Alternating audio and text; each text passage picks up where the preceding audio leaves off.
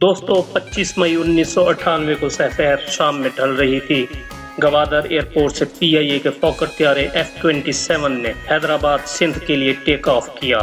طیارے میں 33 مسافر اور عملے کے 5 افراد سوار تھے۔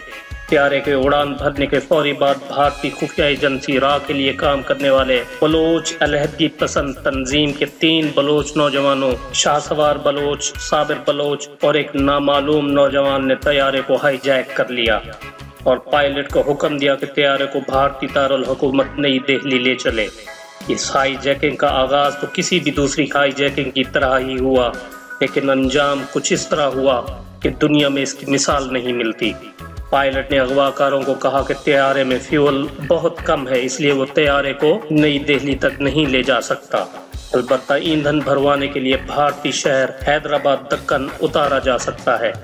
پائلٹ نے خطرناک صورتحال میں اپنے حواس پر قابو رکھتے ہوئے بھارتی حیدرآباد کی بجائے پاکستانی حیدرآباد کے ایئرپورٹ حکام سے رابطہ کر لیا۔ پائلٹ نے کمال مہارت سے ہائی جیکروں کو تاثر دیا کہ وہ بھارتی شہر حیدرآباد کے بھوج ایئرپورٹ حکام سے بات کر رہا ہے۔ حیدرآباد ایئرپورٹ کے حکام نے بھی عقل مندی کا مظاہرہ کرتے ہوئے یہ ظاہر کیا کہ وہ بھوج ایئرپورٹ حیدرآباد انڈیا سے بات کر رہے ہیں۔ اس طرح پائلٹ اور ایئرپورٹ حکام کی کمال ہوشیاری سے طیارے کو حیدرآباد سندھ پاکستان کے ایئرپورٹ پر اتار لیا گیا۔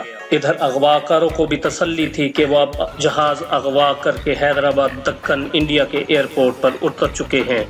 دوسری طرف پاکستان ایئر فورس کے چاق و چوبند نوجوانوں نے اغوا کاروں اور پائلٹ کے مابین ہونے والی گفتگو سن لی تھی اور پاک فضائیہ کے طیارے فضا میں بلند ہو چکے تھے۔ طیارہ پاکستانی شہر حیدرآباد تو لینڈ کر گیا تھا، مگر اب مشکل مرحلہ اغوا کاروں پر قابو پانا تھا۔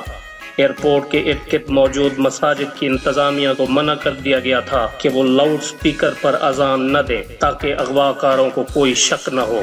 اس صورتحال سے نمٹنے کے لیے ASP doctor Usman Anwar, SSP Akhtar Hasan Gorchani اور ڈپٹی کمشنر حیدرآباد سہیل اکبر شاہ نے بالترتیب اپنا تعارف Ashok Bhuj airport manager, Ram assistant airport manager اور deputy commissioner Jaipur Rajasthan کرایا اور مسافروں کو خوراک اور پانی دینے کے بہانے جہاز کے اندر داخل ہو گئے اور اغوا کاروں سے ہندی زبان میں بات چیت کرنے لگے۔